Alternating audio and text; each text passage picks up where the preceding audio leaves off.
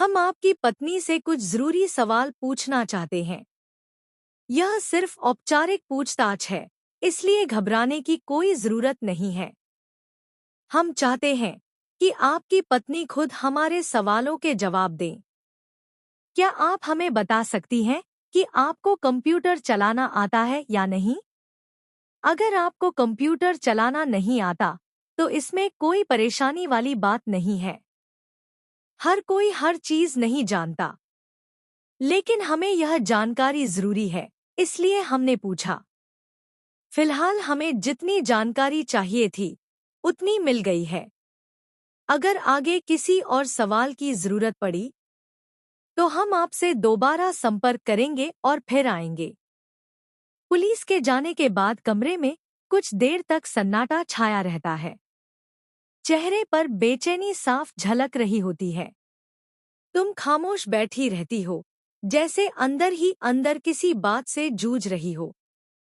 तुम्हें पता है, एक बात मुझे लगातार परेशान कर रही है। उस वक्त तुम कुछ ज्यादा ही डर गई थी। किस बात को लेकर? मैं तो बस ऐसे ही घबरा गई थी।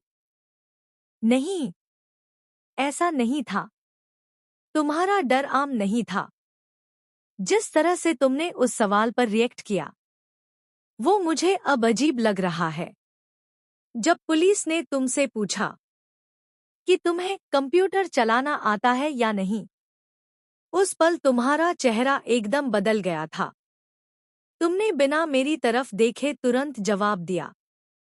तुम्हारी आवाज कांप रही थी और तुम्हारी आंखों में ऐसा लग रहा था जैसे कोई बड़ा राज छुपा हो। आखिर ऐसा क्या था उस सवाल में जिसने तुम्हें इतना परेशान कर दिया? क्या सच में तुम्हें कंप्यूटर चलाना नहीं आता, या फिर कोई ऐसी बात है जिसके बाहर आ जाने का तुम्हें डर था?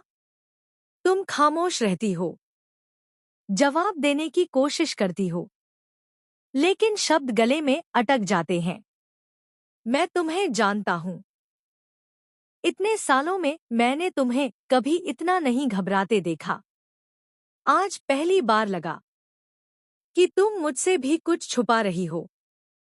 अगर कोई बात है, तो मुझसे कह दो, क्योंकि पुलिस के सवाल अक्सर यूं ही नहीं होते। आज सिर्फ सवाल पूछे गए हैं, लेकिन कल जवाब मांगे जा सकते हैं, और तब चुप रहना और भी मुश्किल हो जाएगा। तुम्हारी खामोशी मुझे हर पल और बेचैन कर रही है। काश तुम सच बता दो, ताकि ये डर यहीं खत्म हो जाए।